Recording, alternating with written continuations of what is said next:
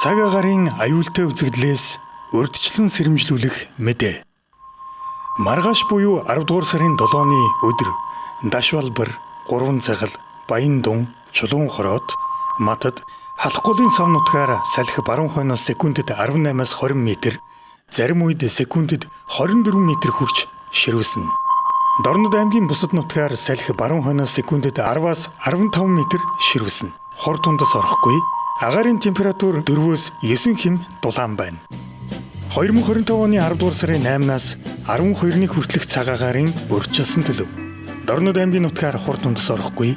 Салхи их төлөв баруун хойноос секундэд 5-аас 10 м, шөнөдөө хугацааны ихэнх үед 4-өөс 9 хэм хүйтэн, хугацааны дунд үеэс 1 хэм дулаанаас 4 хэм хүйтэн, өдөртөө 6-аас 11 хэм дулаан, 9-10-ны өдрүүдэд Матад халахгүй сав нутгаар өдөртөө 12-аас 17 хэм дулаан байна гэж Дорнод аймгийн Ус цаг үр орчны шинжилгээний төвөөс мэдээллээ.